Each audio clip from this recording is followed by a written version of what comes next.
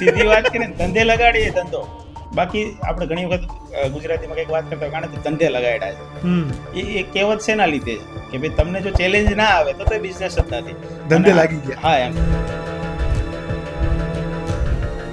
જે કુદરતી કહુંબોનો કોર છે કે ભાઈ બહુ બધા ફ્રૂટ શોટ્સ અત્યારે ત્યાં છે, એમાંથી જામુન શોટ ફેવરિટ બધાનો થવાનું રીઝન શું?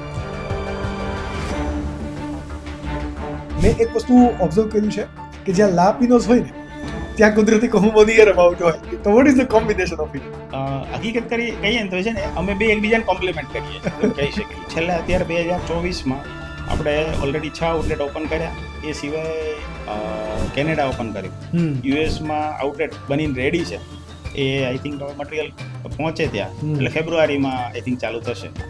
તમારા કયા કયા મોડલ છે જો આવું તમે મને શીખવાડી શકો તો? તમે અત્યારે તો એવું કરી રહ્યા છો કે અત્યારે ફ્રીમાં બધું અમારી પાસેથી લઈ રહ્યા છો, પણ ઓડિયન્સની રિક્વાયરમેન્ટ છે. ઘણા વખત કોઈ ફોન કરે ને એટલે પૂછે કે તમારું કઈ રીતનું છે, એટલે આપણે કહીએ ફ્રેન્ચાઇઝ ફી, તો એમાં તમે શું આપો એમ, અથવા તો તમે આ 3.5 લાખ રૂપિયા લઈને કરો શું કે પછી અમે વિચાર કર્યો કે આપણે આને આગળ વધારી શકીએ કે નહીં, શું કરી શકીએ એના માટે. એક્ઝિક્યુશનમાં એટલું હતું કે અમે ઓલરેડી બિઝનેસમાં હતા એટલે જ્યારે કહુંબોની શરૂઆત કરીને એ દિવસથી અમારું એકાઉન્ટિંગ અમે પરફેક્ટ રાખ્યું. પછી જ્યારે લોકોએ ડિમાન્ડ કરીને ત્યારે અમે એ પ્રમાણે કાઉન્ટ કર્યું ઓકે આપણે કદાચ કોઈને આપીએ તો એ પ્રોફિટ મેકિંગ છે કે નહીં, અને પ્રોફિટ મેકિંગ છે તો એ સેટિસ્ફાઈડ થઈ શકે એમ છે, આપણે કેટલું જલ્દી રિટર્ન ઓફ ઇન્વેસ્ટમેન્ટ આપી શકીએ. અને સૌથી મોટી ચેલેન્જ અમારી હોય ને પાછળની તો એ રો મટીરિયલ. ફર્સ્ટ ફ્રેન્ચાઇઝ કઈ રીતે સેલ થઈ, સ્ટોરી શું હતી ને કોણ હતું? હવે પહેલી ફ્રેન્ચાઇઝી અમે જે આપી હતી ને એ આપણે સુરતમાં જ આપી હતી, અને સુરતની અંદર મોટા વરાછા. ગુજરાતની અંદર તો તમે ફેલાયેલા છો, તો અમદાવાદની અંદર રો મટીરિયલ સપ્લાય કરવા માટે તમને થોડો કોસ્ટ ઓછો આવતો હોય, અધર સિટીની અંદર પહોંચાડવામાં કોસ્ટ અલગ આવતો હોય. એવી રીતે હવે તમે આઉટ ઓફ ધી ગુજરાત પણ છો, એટલે કે સ્ટેટની બોર્ડર પણ ક્રોસ કરી છે, સિટીની તો કરી જ હતી, અને કેનેડા અને હવે યુએસએ, તો હવે કન્ટ્રીની બોર્ડર પણ તમે ક્રોસ કરી દીધી છે. તો કયા પ્રકારના ચેલેન્જીસ આવે અને અહીંયા ફ્રેન્ચાઇઝી મોડ્યુલની અંદર શું શું ચેન્જીસ આવે? જે ફૂડ બિઝનેસની અંદર છે અથવા તો બિઝનેસમાં આવવા માંગે તેમના માટે સૌથી મોટી મેઇન વસ્તુ એ છે, મેજર હોય તો એ લોકેશન છે. તમારું લોકેશન સિલેક્શન કેવું છે અને તમારું ટાર્ગેટ ઓડિયન્સ કોણ છે એ પ્રમાણેનું લોકેશન. આ બિઝનેસ 365 દિવસનો બિઝનેસ છે. પણ કુદરતી કહુંબો આવ્યો પછી સિમિલર બિઝનેસની અંદર સિમિલર કલર કોડ સાથે ઘણી બધી કોમ્પિટિટિવ બ્રાન્ચ પણ આવી, ઘણી બધી બ્રાન્ડ પણ બની, રાઈટ? તો એનાથી શું તમને ચેલેન્જીસ મળ્યા? ચેલેન્જીસ કે પછી બેનિફિટ શું થયું? ઓલું કહેવાય ને નકલમાં અકલ ન હોય એની જેવું કે બધું નકલ કરી દીધું પછી આગળનું સ્ટેપ શું?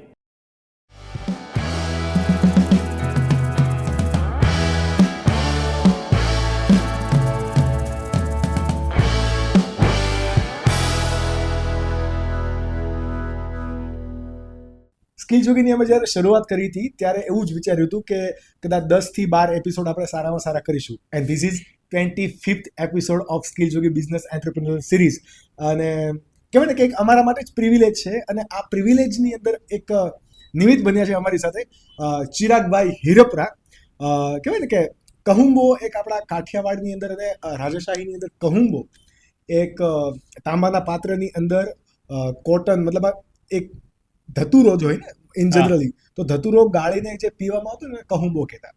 તો હવે તો એ રાજુ રજવાડું નથી રહ્યું અને એવા પ્રકારના કહુંબા પણ નથી રહ્યા, બટ એ કહુંબાનો ટેસ્ટ, કહુંબાનો એક ફ્લેવર તમને આપવાનો હોય એ જો કોઈ ફરીથી ઉજાગર કર્યું હોય ને, ધેટ ઇઝ કુદરતી કહુંબો.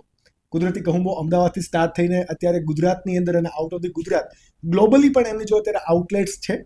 ટોટલ 44 આઉટલેટ અત્યારે એક્ઝિસ્ટ કરી રહ્યા છે. કોઈ પણ બિઝનેસ બેકગ્રાઉન્ડની અંદર ના હોવું, આટલું બધું કોર્પોરેટ લેવલની અંદર ના હોવું, અને છતાં પણ આટલી બધી ફ્રેન્ચાઇઝી બનાવીને એને મેનેજ કરવી ને, that is quite challenging.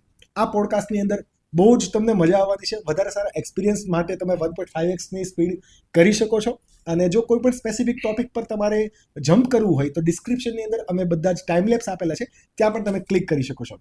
Enjoy podcast with Chiragbhai Hirpara. Chiragbhai, welcome to the skill Jogi. Yes, thank you. આ મારો નાનો ઇન્ટ્રોડક્શન હતો, જે થોડું સોફિસ્ટિકેટેડ હતું. હવે જે કંઈ પણ છે બધું અનફિલ્ટર છે અને ટોટલી ઓર્ગેનિક છે. How do you feel? કેવું લાગ્યું સુરત તમને?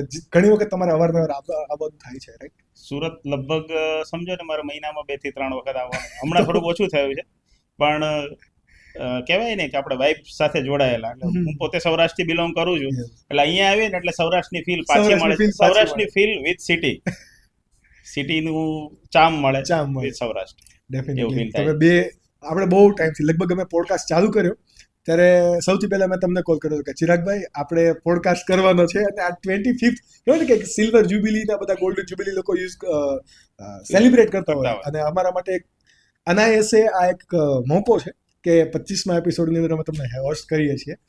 વાત આપણે કરવી છે કુદરતી કહુંબોની, બરાબર. સૌથી પહેલા હળવા ફળવા ક્વેશ્ચનથી ચાલુ કરીએ, ધીરે ધીરે આપણે આગળ જઈએ. ફર્સ્ટ કે કુદરતી કહુંબોનો વિચાર કઈ રીતે આવ્યો, એ પહેલા તમે શું કરતા એ મારે જાણવું છે. હા, વિચારની વાત કરીએ ને તો પહેલા અમારો હાર્ડવેર લાઇનની અંદર બિઝનેસ હતો, જે કપલર તમે વાત કરી. રાઈટ, કપલરનું અમે જે કામ કરતા, હું ને ઋષિકભાઈ અમે રેગ્યુલર અમારું ટ્રાવેલિંગ રહેતું હતું, મહારાષ્ટ્ર, રાજસ્થાન, MP. હવે એ ટ્રાવેલિંગમાં ઘણી વખત મુંબઈ આપણે જે બધા શોઝ ને બધું થતું હોય ને એમાં જવાનું થાય, એક્ઝિબિશન્સમાં દિલ્હીમાં જવાનું થાય. એટલે ત્યાં અમે અમુક વસ્તુ ટ્રાય કરી હતી, ફ્રૂટ શોર્ટ્સ ટાઈપનું જ્યુસમાં. એટલે અમને કોન્સેપ્ટ મગજમાં આવ્યો કે આવું કંઈક કરીએ તો, અને ઓલરેડી ક્યાંક ક્યાંક આવું જોયેલું હતું, પણ ક્યારે આવું વિચાર્યું નતું, પણ શોખ હતો, શોખથી પહેલેથી જોડાયેલા. એટલે અમે ઓલરેડી 3-4 દિવસ અમારી પાસે ટાઈમ વીકમાં ફ્રી રહેતા, એટલે નક્કી કર્યું ભાઈ એક કામ કરીએ, આને આપણે ડેવલપમેન્ટમાં મૂકીએ. અને પહેલો આઉટલેટ અમે નિકોલની અંદર ચાલુ કર્યો હતો, અને એ આઉટલેટમાં બી એવો કોઈ પ્લાન નતો કે ભાઈ આની આપણે આગળ ફ્રેન્ચાઇઝ મોડલમાં જઈશું. 2018માં, હા 2018 11 ફેબ્રુઆરી 2018 ઓપનિંગ ડે હતો, હજી મને ડેટ યાદ છે. યસ, યાદ છે. એટલે એ દિવસ આમ કહેવાય ને કે ચાલુ કર્યું ને એટલા લેવલથી ચાલુ કર્યું ભાઈ ધી બેસ્ટ આ એરિયામાં લોકોને ખબર હોવી જ જોઈએ કે આવું કંઈક છે, એમ આ રીતે ચાલુ કર્યું. અને પછી લોકોની કેવું જે ટેસ્ટ કરવા આવે, અમારો જે કન્ઝ્યુમર મતલબ કે જે પીવા આવતું હતું એ જ વ્યક્તિ ઇન્ક્વાયરી કરે મારે આવું કંઈક કરવું છે. અને અમે ઓલરેડી ત્યાં નિકોલ એટલે રિંગ રોડ ઉપર બેઠા છીએ, ત્યાં એ જે આઉટલેટ હતો મતલબ ડાયરેક્ટ હાઈવે ટચ છે. એટલે લોકોનું જે ટ્રાવેલિંગ અહીંથી સુરતથી લોકો આવતા ને એ બધા ત્યાં ટેસ્ટ કરવા આવે, એટલે કે આવું અમારે ત્યાં કરવું હોય તો. એક્ઝેક્ટલી. પછી અમે વિચાર કર્યો કે આપણે આને આગળ વધારી શકીએ કે નહીં, શું કરી શકીએ એના માટે. અને મેન ઋષિકભાઈ થોટ પ્રોસેસ નાખી, અંદર બધા કેલ્ક્યુલેશન બધું બેસાડ્યું, ત્યારે ખબર પડી કે નહીં આને આપણે આગળ લઈ જઈ શકીએ. આ કઈ રીતે આગળ વધ્યા, કોઈ કે ભણ્યા નથી કે કોઈ એક્સપિરિયન્સ જ નહીં, કોઈ એક્સપિરિયન્સ બેકગ્રાઉન્ડ જ નહીં. ઓકે, તો પછી એક્ઝિસ્ટ કઈ રીતે થયું, મતલબ કઈ રીતે એક્ઝિક્યુશન થયું તમારું? એક્ઝિક્યુશનમાં એટલું હતું કે અમે ઓલરેડી બિઝનેસમાં હતા, એટલે જ્યારે કહુંબોની શરૂઆત કરીને એ દિવસથી અમારું એકાઉન્ટિંગ અમે પરફેક્ટ રાખ્યું.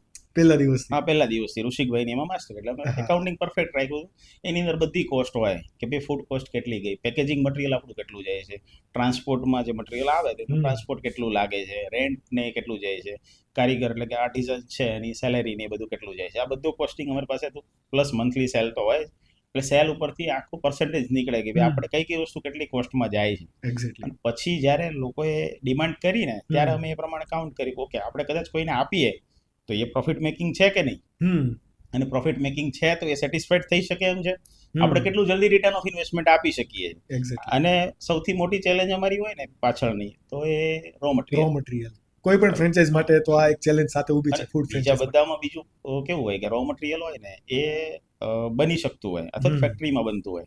હવે અમારો સોર્સ ઓફ ફ્રૂટ છે, એટલે એ તો નેચર ઉપર ડિપેન્ડ છે, અને જે સિઝનમાં આવે એ સિઝનમાં પ્રોક્યોર કરો તો મળે, બાકી તો 12 મહિના વેઇટ કરવાનો પાછો. એક્ઝેક્ટલી.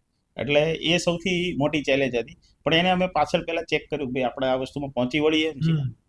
અને વચ્ચે 2 વર્ષ પછી અમારે એવું થયું હતું એક ટાઈમ કે એટલો ફ્લો હતો ફ્રેન્ચાઇઝી ઇન્ક્વાયરી, પછી કન્વર્ઝન બી થઈ ગયેલું, લોકોએ ટોકન અમાઉન્ટ આપી દીધેલા, અમે ઊભું રાખ્યું કે નહીં અત્યારે આપણે હવે બ્રાન્ચ નહીં કરીએ, તમે 6 મહિના વેઇટ કરો. કેમ તો ભાઈ અમારી પાસે મટીરિયલની શોર્ટેજ એટલી છે કે અમે અત્યારે એક્ઝિસ્ટિંગ છે ને એને 12 મહિના આપી શકીશું, પણ જો નવી કરીશું તો બંનેનું અટવાશે. એક્ઝેક્ટલી. આને આપણે થોડુંક ડિટેલની અંદર પછી થોડુંક જાણીએ. એ પહેલા મારે જે કુદરતી કહુંબોનો કોર છે કે ભાઈ બહુ બધા ફ્રૂટ શોર્ટ્સ અત્યારે ત્યાં છે, એમાંથી જામુન શોર્ટ ફેવરિટ બધાનો થવાનું રીઝન શું? જો જામુન શોર્ટ બાકી બધા ફ્રૂટ કેવા છે કે તમને ગમે ત્યારે મળી શકે છે, અથવા તેના ફ્લેવરિંગ વાળી મતલબ નેચરલ કે આર્ટિફિશિયલ ડ્રિંક બધા મળે છે, પણ જામુન એવી વસ્તુ છે કે જે તમને સિઝન સિવાય ક્યારેય મળે નહીં, અને એનું ફ્લેવરિંગ થવું એ બી બહુ મુશ્કેલ છે. અમે ઘણી વખત એ માટે બી R&D કરેલ છે કે આનું એક્સટ્રેક્ટ કરવું હોય તો પોસિબિલિટી નથી. જ્યાં સુધી તમને જામુનમાં પોતાનો ટેસ્ટ પ્લસ એનું જે જીભની અંદર ચટકારો આવે હા એ ના આવે ને ત્યાં સુધી તમને સેટ થાય નહીં. એટલે જામુન એવી વસ્તુ છે કે લોકો વાઇડ મતલબ સૌથી વધારે એક્સેપ્ટ કરે છે. તમે આ ઓલરેડી નક્કી કર્યું હતું લાઈક કે ભાઈ જામુન શોટ છે આપણે રિલીઝ કરવો છે સૌથી પહેલો શોટ? કારણ કે તમારા કુદરતી કહુંબોના બેનરની અંદર લગભગ ફર્સ્ટ ડે થી પર્પલ કલર જ છે. ના એવું રિલીઝ નતું કર્યું, પણ પર્પલ કલર તો પછી લાવ્યા. પણ હા, અમારું મેઇન પ્રોડક્ટ તરીકે કિંગ પ્રોડક્ટ અમારે જામુન શોટ રાખવી હતી, અને હજી ઓલરેડી કિંગમાં જામુન શોટ છે જ.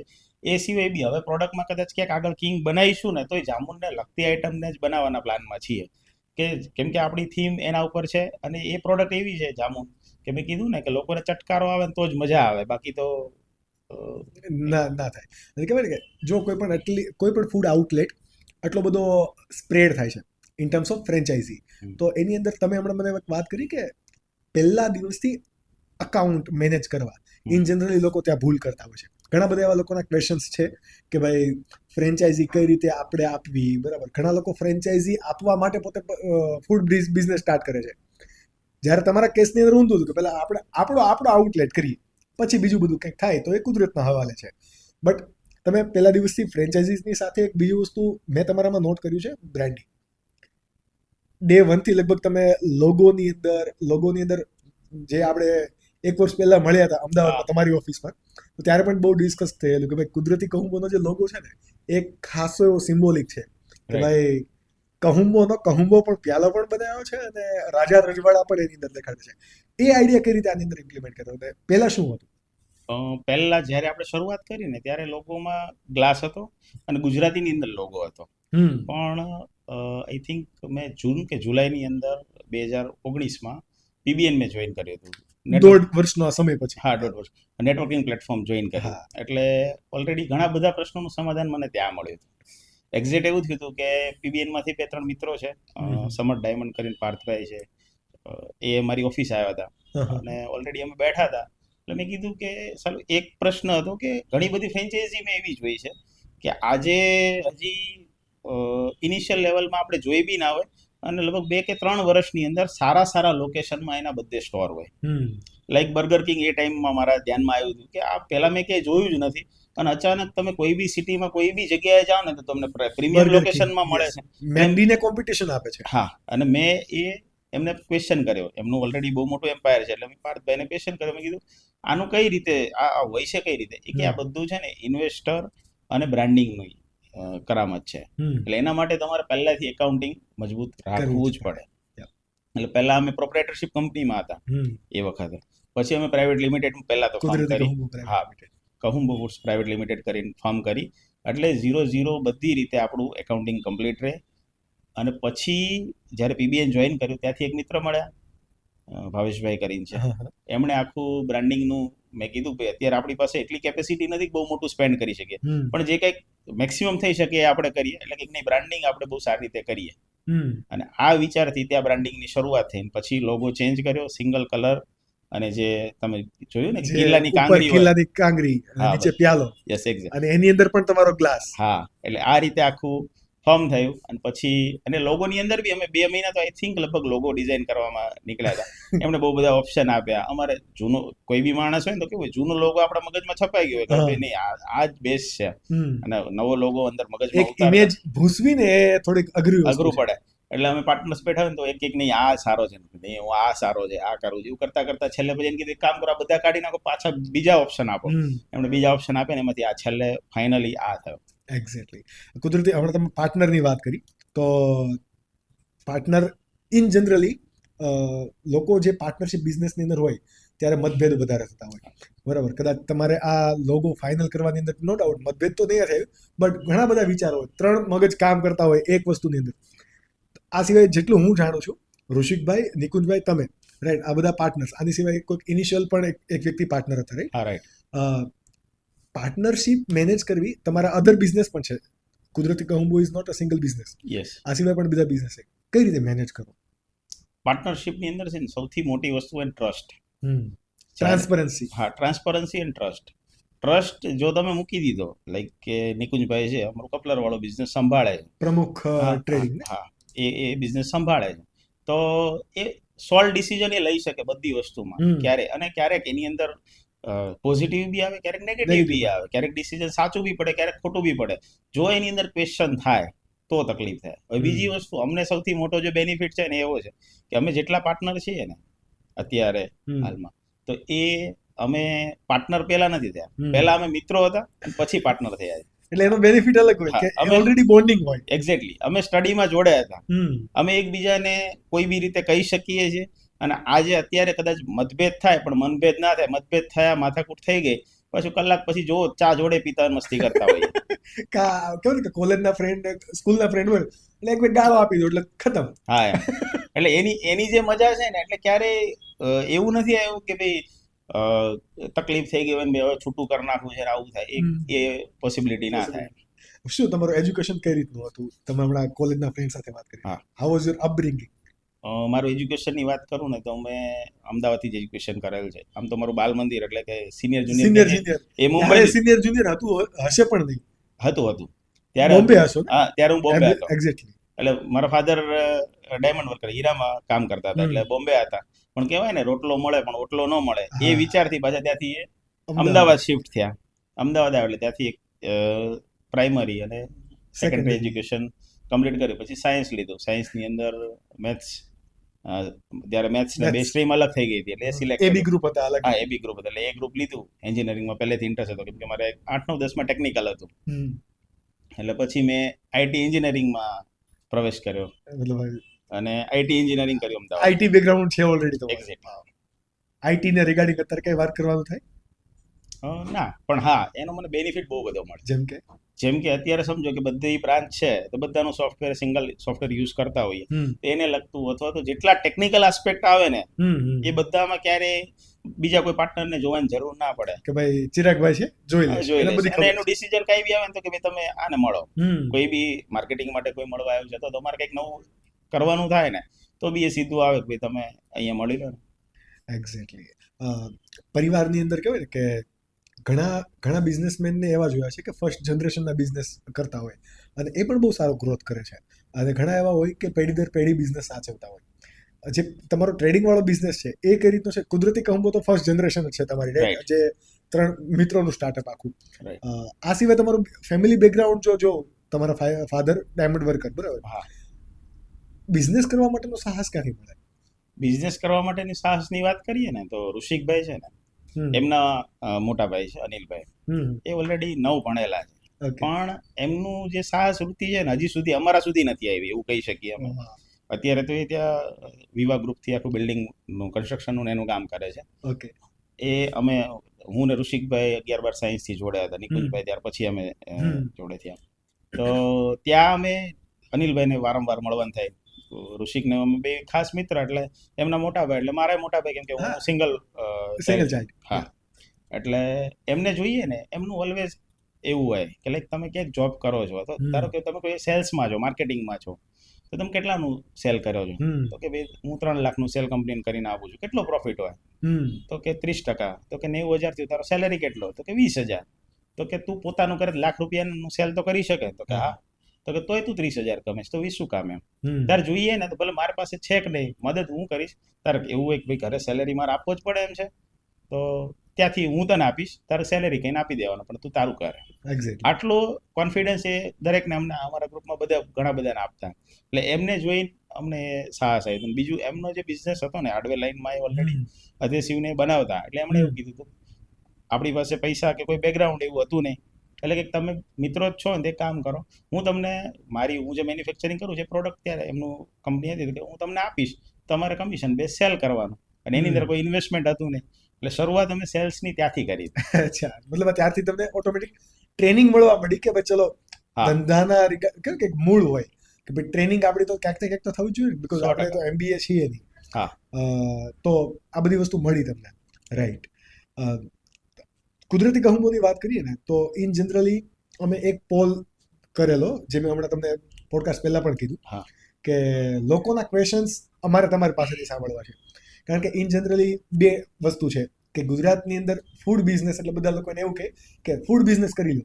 અત્યારે જે રિસેશન ચાલે છે સુરતની અંદર, તો હું તમને વાત કરું કે દરેક સોસાયટીની અંદરથી 2 કે 3 લોકો, દરેક બિલ્ડિંગની અંદરથી 5 કે 7 લોકો ફૂડ બિઝનેસની અંદર આવી ગયા છે.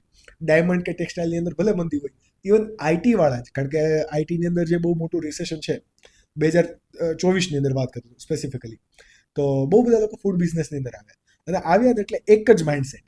મારી પાસે તો એ કંપનીઓ પણ છે, મતલબ એ બ્રાન્ડના નામ છે પણ હું લઈ નહીં શકું કે આપણે 50 ફ્રેન્ચાઇઝી આપી દેવી છે. સીધો એ જ ગોલ. આપણે કહીએ ને કે ભાઈ હવે તમે XYZ બિઝનેસ ચાલુ કર્યો છે, શું એનો પર્પસ શું છે? ફ્રેન્ચાઇઝી આપી દેવી છે, એમાંથી રોયલ્ટી કમાવી છે. લોકો આ માનસિકતા સાથે ફ્રેન્ચાઇઝી ચાલુ કરે છે.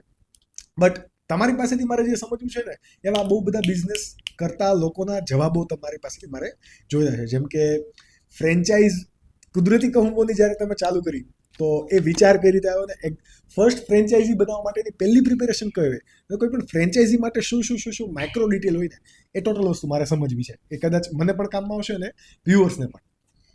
ફ્રેન્ચાઇઝી માટે મેં કીધું ને કે જ્યારે ઇન્ક્વાયરી જનરેટ થઈ ને તો સૌથી પહેલું બેકગ્રાઉન્ડ અમે ચેક કર્યું હતું. જ્યારે અમે ઓલરેડી માઇન્ડસેટમાં નહોતા, જેમ લોકો માઇન્ડસેટમાં હોય કે ભાઈ મારે 50 કરી દેવી છે, તો એ પહેલાં અમે બેકગ્રાઉન્ડ ચેક કર્યું હતું. ભાઈ આપણે પાસેથી પોસિબિલિટી છે, મટીરિયલથી લઈ, માણસોથી લઈ, સ્કિલ વર્કરથી લઈને બધી વસ્તુ સેટઅપ કરવી પડે. સેકન્ડ થિંગ હતું મેં કીધું એકાઉન્ટિંગ, કે જ્યારે કોઈ બી માણસ મારી પાસે ફ્રેન્ચાઇઝી લેવા આવે ને, તો એનો ઇનિશિયલ ગોલ શું હોય કે ભાઈ હું આમાં શું કમાઈશ. ધારો કે હું આમાં ઇન્વેસ્ટ કરું છું 15 લાખ 20 લાખ, આપણા જે 3 મોડલ છે એ પ્રમાણે હું ઇન્વેસ્ટ કરું તો હું શું કમાઈશ એમ. એટલે આપણે 2 વસ્તુના કેલ્ક્યુલેશન એને આપવા પડે.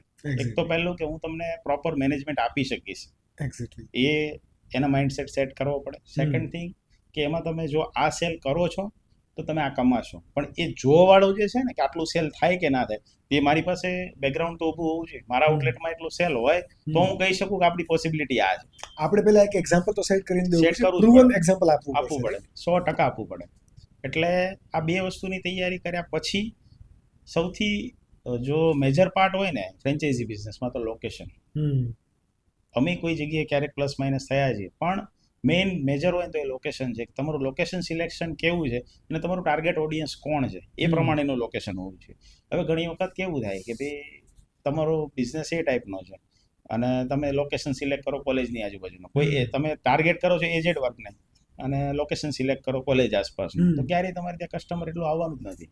કોઈ પણ બિઝનેસના જે આપણે 4P કહીએ, પ્રાઇસ, પ્લેસમેન્ટ અને પ્રાઇઝિંગ, બરાબર, તો આ બધી જ વસ્તુ એક અલાઇનની અંદર આવવું જોઈએ. બટ ઘણી વખત આપણે આપણો બિઝનેસ તો ચાલુ કરી દીધો હોય, ફ્રેન્ચાઇઝી, સપોઝ કે તમે મારી ફ્રેન્ચાઇઝી કોઈ લો છો, તો તમારા માટે હું પ્રાઇસ, પ્લેસમેન્ટ, પ્રોડક્ટ આ બધું જ વિચારી લઉં. પ્લેસમેન્ટની અંદર હંમેશા માત ખાતા હોય, અને ઘણા બધા ફ્રેન્ચાઇઝી બિઝનેસીસ આઉટલેટ બંધ થવાના રીઝન પણ એ છે. જો આપણે કોઈને કહેવાય ને કે નિંદા તો નથી જ કરવી, બટ બધાની પાસે એક ફ્રેન્ચાઇઝીમાં ફ્લોપ થયેલું મોડલ હોય તો MBA ચાયવાલા, આ બધાને કેસ સ્ટડી ખ્યાલ છે કે યુટ્યુબની અંદર ભરપૂર વિડીયોઝ છે, રાઈટ? તો એમાં પણ ઘણા બધા આઉટલેટમાં લોકો જો ના પાડી હોય અથવા તો આઉટલેટ બંધ થયો, તો એનું એક ફર્સ્ટ રીઝન કે જે ROI કમિટમેન્ટ હતું એ ROI મળ્યું નહીં. અને જે ઘણી જગ્યાએ એવું પણ હતું કે જે પબ્લિક રશ આવવો જોઈએ એ ના આવ્યો, અને એનું રીઝન એક પ્લેસમેન્ટ હોઈ શકે કે ભાઈ તમારું પ્લેસ કયું છે ફ્રેન્ચાઇઝી આઉટલેટનું. તમે જ્યારે ફ્રેન્ચાઇઝી બનાવવાનું વિચાર્યું, ચલો કે ભાઈ આકાશભાઈ હમણાં ફ્રેન્ચાઇઝી માટે આવશે, તો કોઈ વ્યક્તિને કેટલી વસ્તુ સમજાવવી પડે કે તમારી પાસે કયા ડેટા હોવા જોઈએ, A to Z મારે જો જાણવા હોય તો તમારી પાસે મળી શકે. હા, જો સૌથી પહેલો માણસ આવે ને એટલે એના મગજમાં હોય કે પહેલા તો થઈ શકે એમ છે અને મારે કરવું હોય તો ઇન્વેસ્ટમેન્ટ કેટલું, આ એનો પહેલો ક્વેશ્ચન હોય. એટલે એને આપણે ક્લિયર આપવું પડે અને બાયફર્ગેશન સાથે. અને અમારું પહેલેથી એ વસ્તુમાં એવું રહેલ છે કે ભાઈ આપણે ક્યારેય કોઈ હિડન કોસ્ટ નહીં આપીએ.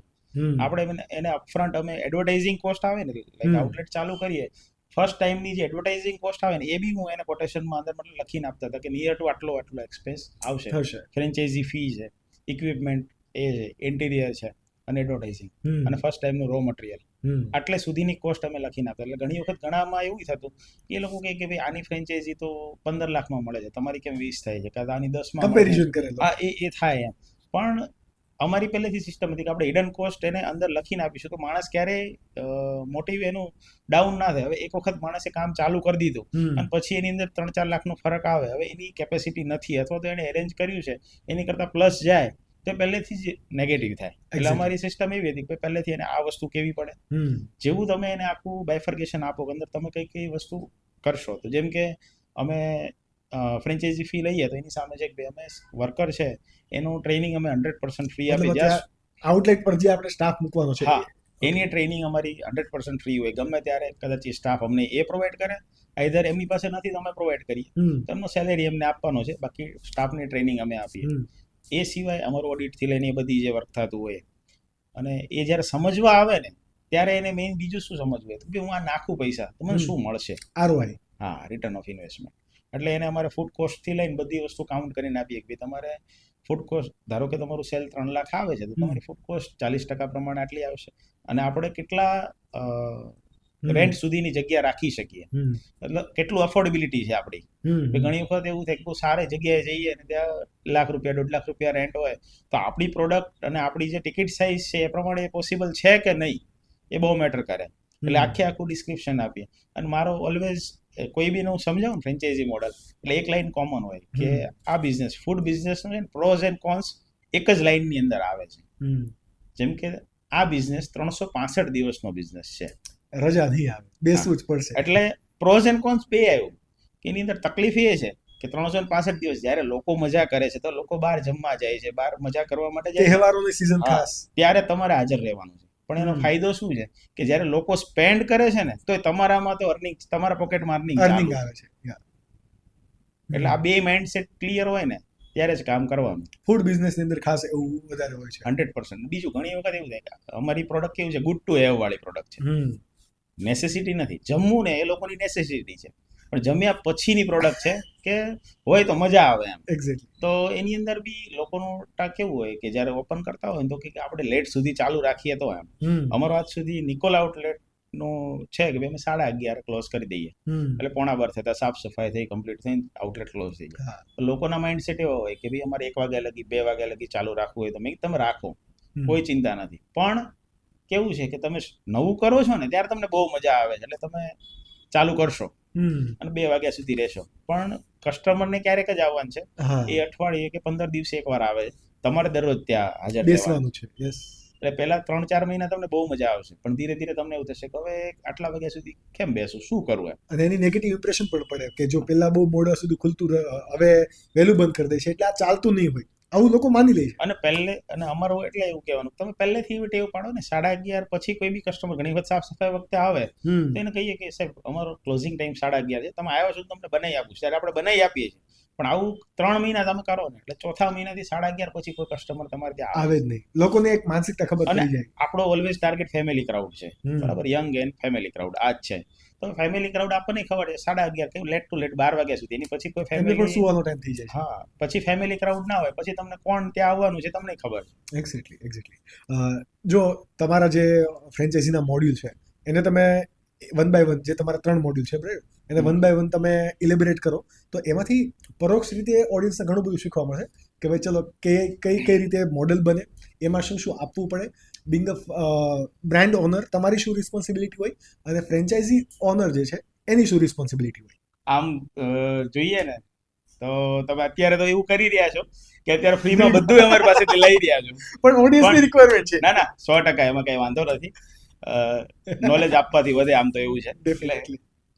3 મોડેલની વાત કરીએ ને તો અમે એક હાઈવે મોડેલ છે, સેકન્ડ છે કે ફૂડ કોર્ટ અથવા તો ખાલી કિચન કોઈને ઓપન કરવું, અને થર્ડ છે વિથ સીટિંગ. એટલે અલગ અલગ આ 3 રીતે એમ કામ કરીએ છીએ. હાઈવે મોડેલ હોય ને તો એની અંદર ત્યાં કન્ટેનર મોડેલ હોય. કન્ટેનર મોડેલની અંદરનું ઇનિશિયલ ઇન્વેસ્ટમેન્ટ તમારું 12 લાખ જેવું થાય, કે જેની અંદર કન્ટેનરનો અંદરનું જે ઇન્ટિરિયર છે, કાંઈ થોડું ઘણું આપણે જે ફર્નિચરની રિક્વાયરમેન્ટ હોય એના ઇક્વિપમેન્ટ એઝ વેલ એઝ અમારી ફ્રેન્ચાઇઝી ફી. અમે ફ્રેન્ચાઇઝી ફી કન્ટેનર મોડેલ અને કિચન મોડેલ માટે ₹3 લાખ લઈએ છીએ, અને 3 લાખ પ્લસ જીએસટી. હા, પ્લસ જીએસટી, રાઈટ. અને જે કેફે મોડેલ છે એના માટે ₹3.5 લાખ લઈએ છીએ. ઓકે. એની અંદર થોડીક અમારી રિસ્પોન્સિબિલિટી એ વધે છે કે ત્યાં વ્યૂ ને ડિઝાઇન ને કોન્સેપ્ટ કઈ રીતે સેટ કરવા. એટલે આ ફ્રેન્ચાઇઝ ફીઝ એની અંદર એ જે ફ્રેન્ચાઇઝ ફીઝ હોય લોકોને એવું હોય કે ફ્રેન્ચાઇઝ ફીઝ અલગ હોય અને ટોટલ ઇન્વેસ્ટમેન્ટ અલગ હોય. હા, રાઈટ. તો ઘણા લોકો એવું કે ફ્રેન્ચાઇઝ ફીઝ એ તો ભાઈ પોતાના ખીચામાં જવાનું છે, લોકોને એક માન્યતા છે. તો આ શું એક્ઝેક્ટલી એ જે ફ્રેન્ચાઇઝ ફી લેવામાં આવે એ શેની લેવામાં આવે? આવું એકવાર નહીં, બહુ બધી વખત થયું છે. ઘણા વખત કોઈ ફોન કરે ને એટલે પૂછે કે તમારું કઈ રીતનું છે, એટલે આપણે કહીએ ને ફ્રેન્ચાઇઝ ફી, તો એમાં તમે શું આપો એમ, અથવા તો તમે આ ₹3.5 લાખ લઈને કરો શું કે. હા, 3.5 લાખનું તો શું બીજું બધું તમે જ આપીએ છીએ. હા, એમ એનો એ તમને શું કામ આપવાના એમ આવા અલગ અલગ ક્વેશ્ચન આવે એટલે આમ અંદરથી એવું થાય કે કરવું શું એમ અને એમને શું જવાબ આપવા હકીકત આપણે જવાબ આપી બી શકીએ કે ભાઈ તમે જે ઇન્ક્વાયરી કરવા આવ્યા છો ને એના જ અમે 3.5 લાખ રૂપિયા લઈએ. બ્રાન્ડ જે વિઝિબિલિટી અત્યારે બધી છે, જે ક્રેડિટેબિલિટી બધી છે, એના જ તો રૂપિયા છે. લોકો તમે શું કામ મને ફોન કર્યો છે પહેલો જ પ્રશ્ન. જો આ એને જવાબ મળી જાય તો ઓટોમેટિક ખબર જ હોય. પણ હોય ભાઈ જો માણસ છે બધી ટાઈપના અલગ અલગ મળવાના છે આપણને એટલે પૂછે એટલે કહીએ કે ભાઈ જે અમે જે બ્રાન્ડ બિલ્ડિંગ કરેલ છે સામે સેલની જે કમિટમેન્ટ છે આ બધી વસ્તુ આપીએ છે ને એના અમે ફ્રેન્ચાઇઝી ફી જે વિઝિબલ નથી બટ ઇનવિઝિબલ છે એક્ઝેક્ટલી કે જેના લીધે લોકો આવે છે. આજે તમે નવસારીની અંદર બ્રાન્ચ કરો છો અને સુરતથી કોઈ નવસારી જતું હોય ને ત્યાં એને ખબર પડે ને કે ઉંબો અહીંયા છે તો ત્યાં આવે છે એના એ પૈસા છે. સમજી ગયો. એટલે આવું અમારે ડિસ્ક્રિપ્શન એને આપવું પડે સારી રીતે. પણ ઘણી વખત અમને ખુદને બહુ હસવું આવે આ વસ્તુ જોઈએ ને એટલે કે આ પૈસા છે ના એમ. ઇન જનરલી જો કોઈ વ્યક્તિને તમારું મોડેલ લેવું છે અને ફ્રેન્ચાઇઝ પાર્ટનર બનવું છે, એ કાફે હોય કે પછી રેસ્ટોરન્ટ હોય, સોરી જે આપણે કહેવાય ને કે હાઈવે મોડેલ હોય, યસ, તો એમાં તમારા તરફથી શું શું મળે ને એનો કેટલો માઇક્રો કેલ્ક્યુલેશન આપણે કરીએ તો કેટલો કોસ્ટ શેમાં મળે? વાત કરીએ ધારો કે કેફે મોડેલ હોય ને 1 by 1 આપણે જઈએ કાફેમાં જઈએ. હા, કેફે મોડેલ હોય ને એટલે 3.5 લાખ રૂપિયા પ્લસ જીએસટી ફ્રેન્ચાઇઝી ફી થાય. ઓકે. એ સિવાય જો અમારી રિક્વાયરમેન્ટ હોય કે 300 થી 350 સ્ક્વેર ફૂટ મિનિમમ જગ્યા જોઈએ તો સારી રીતે અંદર 16 થી 18 લોકોનું સિટિંગ બેસાડી શકાય અને આપણે સર્વ કરી શકીએ. અને અમે તો એવું બી પ્રિફર કરીએ કે આગળ થોડીક જગ્યા હોય કેમ કે ગરમીની સિઝન હોય ને તો લોકો આપણે પોતે જઈએ તો એસીમાં બેસવા કરતા એવું પ્રિફર કરીએ ખુલ્લામાં મજા આવે. આવું અમે પ્રિફર કરતા લોકોને એક હોસ્પિટાલિટી અને એક્સપિરિયન્સ આપવાની વાત છે. હા, એટલે એ લોકો એની અંદર તમારે 8 થી 9 લાખ રૂપિયા ઇન્ટિરિયર કોસ્ટ આવે પ્લસ 3 લાખ રૂપિયા એની કિચન ઇક્વિપમેન્ટ અને ફર્સ્ટ ટાઈમના રો મટીરિયલ એટલે અમે મોડેલ ફી કહેતા હોઈએ કે એની અંદર સમજો ટીવી છે, ફ્રીજ છે, મિક્સર, જ્યુસર, ક્રોકરી આ બધી વસ્તુ અંદર ઇન્ક્લુડ થતી હોય. અને એડવર્ટાઇઝિંગ માટે અમે કહેતા હોઈએ કે 1 લાખ થી લઈને 1,50,000 સુધી તમારે ત્યાં સ્પેન્ડ કરવાના લોકલી સ્પેન્ડ એમને જ કરવાના છે પણ એ પૈસા તમે પહેલા લો છો?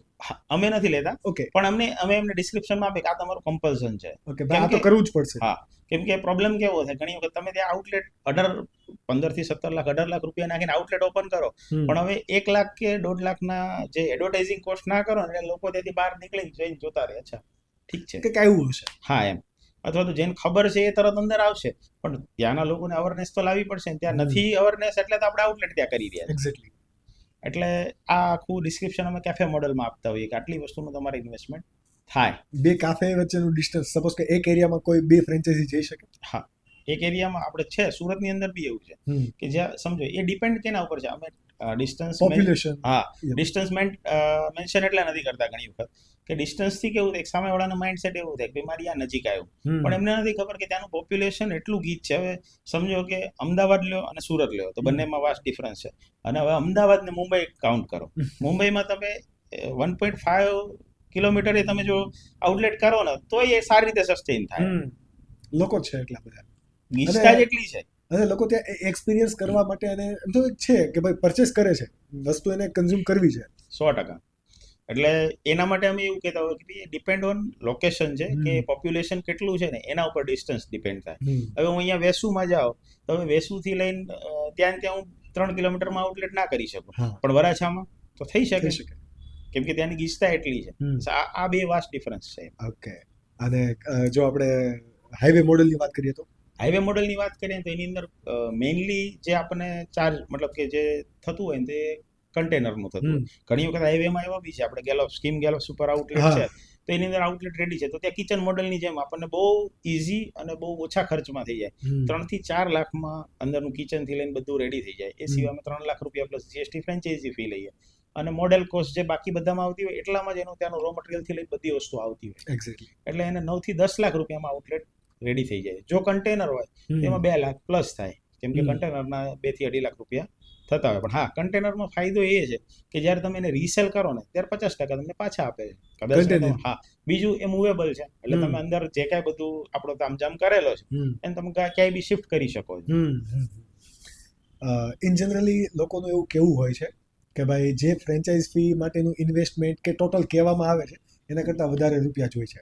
લોકોની એક માનસિકતા ત્યાં બંધાઈ ગઈ છે કે ભાઈ સપોઝ કે તમારા એક કોઈક લીફલેટની અંદર અથવા બ્રોશરની અંદર XYZ અમાઉન્ટનું ઇન્વેસ્ટમેન્ટ લખેલું છે. Right. કદાચ આપણે લાપિનોઝ માટે પણ વાત થઈ હતી કે ભાઈ હા. તમે 20 લાખ આનું કેમ કીધું, કરોડ રૂપિયાનું ઇન્વેસ્ટમેન્ટ તો આમાં થઈ જાય છે. હા. રાઈટ. તો ડેટા જે અવેલેબલ હોય, હું કુદરતી કહું બધી વાત નથી કરતો, ઇન જનરલ બધા માટે જ કહું છું કે XYZ પોર્ટલ પર કે એમાં લખેલું હોય કે ભાઈ આમાં 20 લાખનું 35 લાખનું ઇન્વેસ્ટમેન્ટ થાય છે. બરાબર. જ્યારે એ લોકોને આપણે પૂછીએ ત્યારે એવું કહે છે કે આનાથી વધારે ઇન્વેસ્ટમેન્ટ થાય છે. તો આ લોકોની માનસિકતા ત્યાં આવે કે ભાઈ આ ડેટા ફેક છે અથવા તો આ બ્રાન્ડ છે એ અનઓથેન્ટિક છે કે ભાઈ Right. સાચું કહેતી નથી. તો એક્ઝેક્ટ શું હોય આવા કેસીસની અંદર? એક્ઝેક્ટ વાત કરીએ ને તો હકીકત આવું છે જ. તમે ઘણી વખત સ્પોન્સર્ડ એડ જોતા હોય બધી ફેસબુક, ઇન્સ્ટાગ્રામ, આ બધામાં એની અંદર લખેલું હોય કે 12 લાખમાં ફ્રેન્ચાઇઝી, 4 લાખમાં ફ્રેન્ચાઇઝી, 10 લાખમાં ફ્રેન્ચાઇઝી. પણ એકચ્યુઅલ જ્યારે તમે ઇમ્પ્લિમેન્ટ કરો ને ત્યારે મેં કીધું ને, મેં પહેલા જ ડિસ્ક્રિપ્શન આપ્યું કે અમે ઓલરેડી હિડન કોસ્ટ અંદર કોઈ રાખતા જ નથી. કે જે છે એ ક્લિયર કહીએ કે ભાઈ આ વસ્તુ થશે. એડવર્ટાઇઝિંગ બી જો અંદર કાઉન્ટ કરતા હોય, ફર્સ્ટ ટાઈમનું રો મટીરિયલ બી કાઉન્ટ કરીએ. એનું રીઝન જ આ છે કે ક્યારેક કોઈ માણસ મિસગાઈડ ના થાય. અને અમે એમને ક્લિયર કરીએ આ વસ્તુમાં. જ્યારે અમારો સેલ્સ સ્ટાફ બેઠો હોય અને વાત કરતો હોય તો એ ક્લિયર કરે કે સર અમે આની અંદર આટલી વસ્તુ ક્લિયર ઇન્ક્લુડ કરેલી છે. અને ઘણી વખત એવો બી કેસ આવે છે કે એટલું બી માંગે કે તમે ધારો કે ફર્સ્ટ ટાઈમનું રો મટીરિયલ આપો છો તો એ કેટલો ટાઈમ ચાલશે. હવે એને ટાઈમ ચાલવાનું અમે આપીએ કે ભાઈ એની અંદર જે બાકી બધી વસ્તુ છે 1 મહિનો કમ્પ્લીટ ચાલશે. એ સિવાય જે ફ્રોઝન છે તો એ તમારે ફ્રોઝન વસ્તુ જે આપણી આવવાની છે એ તમારે 1 વીક કે 2 વીકમાં મંગાવવાની થાય. અને એમાં બી એવું આવે કે મને તમારું એસ્ટિમેટ આપો કે ભાઈ તમે જે વસ્તુ મોકલવાનું છે કેટલી શું મોકલવાના. એક્ઝેક્ટલી આ લેવલનું બી હોય છે. પણ અમે આટલું ટ્રાન્સપરન્ટ રાખીને કામ કરીએ છીએ. એનું રીઝન જ એ છે કે જે માર્કેટની જે સિનારીઓ છે ને કે આટલા કહીને પછી વધી જાય અને માણસ હેરાન થાય, એની કરતા બેટર છે કે એને ક્લિયર ખબર હોય કે ખોટો બ્રાન્ડ ઉપર થપ્પો લાગે કે ભાઈ અનઓથેન્ટિક લોકો છે અને ભરોસો તૂટે. તો ઘણી વખત એવું થતું હોય કે અનઓથેન્ટિક હોય ને તોય લોકો લેવા તૈયાર હોય બીકોઝ ઓફ સેલ. માર્કેટ એવું છે કે જો તમે એને રેવન્યુ આપો છો ને તો લોકો પડાપડી કરે જ છે. ફ્રેન્ચાઇઝ માટે કોઈ વિઝન નથી હોતો, એક ROI એક હોય છે. હા. અને કોઈ બી જો બે વસ્તુ છે કે તમે ખાલી ROI માટે ફ્રેન્ચાઇઝી આપો છો કે તમે એને એટેચ કરો છો બ્રાન્ડ જોડે. અમે ઇનિશિયલ ફેઝમાં બધા આવતા ને એટલે ROI માટે આવતા હતા. અને આ અમે ફેસ કર્યું કે એના કેસમાં કેવું થાય ઘણી વખત કે આપણે જે વસ્તુ આપી છે ને એ પ્રોપર ના જઈ શકે, અથવા તો આપણે એને જે મેન્શન કરીને આપ્યું તમે આવું કંઈક કરો, આ રીતનું રાખવાનું છે કે આપણે આટલા નોર્મ્સ બધા ફોલો કરવાના છે, એનાથી નતા થતા. પણ પછીથી અમે એક ક્રાઇટેરિયા જ બનાવ્યો કે જે ફ્રેન્ચાઇઝી ઇન્ક્વાયરી ભલે કરે એની પાસે ભલે 5 કરોડ રૂપિયા ઇન્વેસ્ટ કરવા માટે હોય, પણ મારે નથી જોઈતા. એક્ઝેક્ટલી મારે તો એવું જ વ્યક્તિ જોઈએ છે જે મારી બ્રાન્ડ સાથે હાર્ટલી એટેચ હોય, કે જેને એવું ખાલી ના હોય કે ભાઈ મારે પૈસા કમાવા છે, એને એવું બી હોય કે મારે સમાજને અથવા તો માર્કેટમાં એવું આપવું છે, નેચરલ વસ્તુ આપવી છે અને સારી વસ્તુ પીવડાવવી છે. આ બે વસ્તુ સાથે જો માણસ એટેચ હોય ને તો ક્યારેય તકલીફ ના આવે બ્રાન્ડને બી. કેમ કે એનો પાછળનો ભાવ બદલાઈ ગયો ને, ખાલી પૈસા કમાવાનો ભાવ નથી. એક પર્પસ જોડાઈ ગયો એમની સાથે. એટલે પર્પસની અંદર કોઈ પણ ગોલ પૂરો કરવા માટે પણ જો પર્પસ જોડાઈ જાય તો એની થોડીક વેલોસિટી વધી જતી હોય. 100%. બધા જ એક્સપિરિયન્સ, ફર્સ્ટ એક્સપિરિયન્સ હોય ને એ ખાસ હોય. એવી રીતે કોઈ પણ ઇવેન્ટ હોય એ પણ ખાસ હોય. ફર્સ્ટ સેલ્સ પણ ખાસ હોય. લાસ્ટ યર આપણે જ્યારે તમારી ઓફિસ પર મળ્યા હતા ત્યારે તો તમે એવું કીધું હતું કે ઇન જનરલી જે લોકો શોર્ટ પીવે છે એ મારા કસ્ટમર નથી. તમારા કસ્ટમર ફ્રેન્ચાઇઝ છે. રાઈટ. કારણ કે તમારું કામ છે એ છે ફ્રેન્ચાઇઝ સેલ કરવાનું. રાઈટ. તો આટલા માટે હું તમારી સાથે ફ્રેન્ચાઇઝમાં વધારે વાત કરું તો ફર્સ્ટ ફ્રેન્ચાઇઝ કઈ રીતે સેલ થઈ, સ્ટોરી શું હતી ને કોણ હતું? કારણ કે બધા લોકોને ફર્સ્ટ હંમેશા ખાસ હોય. ફર્સ્ટ ફ્રેન્ચાઇઝની વાત કરીએ ને તો એ ઓલવેઝ કેવું હોય જે અમારા કેસમાં એવું છે, આપણે ગમે એટલું મેં તો સોશિયલ મીડિયા સેલ બી મતલબ સોશિયલ મીડિયામાં સ્પોન્સર્ડ એડ બી ચલાવી બધું કરો ને તો બી કોઈ બી માણસ જ્યારે ફ્રેન્ચાઇઝી લેવા આવે તો યાદ કરવાનું કે મતલબ એની જોડે આપણે ડિટેલ લઈને તમે ક્યાંથી લીધું. એટલે એવું છે કે હું તમારી આ બ્રાન્ચ ઉપર ગયો હતો ને મેં પીધું ને એટલે મને ઈચ્છા થઈ એટલે હું તમારી પાસે આવ્યો. મતલબ તમારો ઓલરેડી કન્ઝ્યુમર હોય જ. કન્ઝ્યુમર હોય ને એ જ આપણો કસ્ટમર બને છે. હવે પહેલી ફ્રેન્ચાઇઝી અમે જે આપી હતી ને એ આપણે સુરતમાં જ આપી હતી. અને સુરતની અંદર મોટા વરાછા પ્લેટિનમ પ્લાઝા, હા, મયુરભાઈ છે ફ્રેન્ચાઇઝી ઓનર. એ આમ કહેવાય ને 2 સ્ટેપ દૂરના રિલેશનમાં થાય, પણ એમને ઓલરેડી જોયું તો કે નહીં મારે આ કરવું જ છે. એક્ઝેક્ટલી. અને એમના મોટા ભાઈ છે ચિરાગભાઈ, એ બંને અમદાવાદ આવ્યા, નિકોલ બ્રાન્ચ ઉપર ટ્રાય કર્યું. અને એ વખતનો અમારા ક્લેસીસ એવા થયા કે એ ઓલરેડી આવ્યા પછી અમને કીધું તમે લોકેશન જોવા માટે આવો. એટલે અમે સુરતની અંદર હું ને ઋષિકભાઈ બે લોકેશન માટે આવ્યા, બધું ફાઇનલાઇઝ થયું. એટલે એમના પ્લાનિંગમાં એવું હતું કે નહીં, અમારે સુરતમાં આખામાં અમારે કરવું છે. પહેલા એ આવા ઇનિશિયલ ફેઝમાં હતા કે ભાઈ માસ્ટર ડિસ્ટ્રીબ્યુશનશીપ હતો તો હા. માસ્ટર ફ્રેન્ચાઇઝ બધી બ્રાન્ચ અમારે કરવી છે, તો તમારે કરાવવી છે. જેવા અમે સુરતથી હજી બહાર નીકળ્યા, હાઈવે ચડ્યા ને, તો મને હિરેનભાઈનો ફોન આવ્યો હતો સુરતથી જ અહીંયા, જે વન ઓફ ધી અત્યારે કહુંબોમાં પાર્ટનર છે પોતે. ઓકે. હા, એમનો ફોન આવ્યો કે તમે આવો અડાજણમાં, હું લોકેશન મેં ફાઇનલ કરી દીધું છે. એટલે મેં કીધું સર પોસિબલ નથી હવે, તમે લોકેશન ફાઇનલ કરી દીધું, પણ હું તો હજી જસ્ટ ડીલ કરીને નીકળું છું. એટલે કમિટમેન્ટ આપી દીધી છે. કમિટમેન્ટ આપે. હા, મારું રિટર્ન કમિટમેન્ટ નથી, પણ મેં તો વર્બલ છે તો એ કમિટમેન્ટ છે. તો કે એક કામ કરો, તમે એમને એક બ્રાન્ચ આપો, એક મને આપો, અને બેમાંથી જેનું ચાલે એને પછી આગળ આપજો. મેં કીધું, મેં મયુરભાઈ જોડે નહીં કે એવી રીતે નહીં, સારું કે મને એક જ બ્રાન્ચ આપો, આખું સુરત એમને આપો, તોય કે નહીં. પછી છેલ્લે ફાઇનલાઇઝ એવું થયું કે ના, સુરત તો હું નહીં જ આપી શકું. એમણે એમનું રહેવાનું સુરત કતારગામ છે, અને ફાઇનલ એમણે ઈચ્છા એટલી હતી કે મારે આ તો કરવું જ છે, બિઝનેસમાં આવું જ છે. એમણે અંકલેશ્વર બ્રાન્ચ કરી.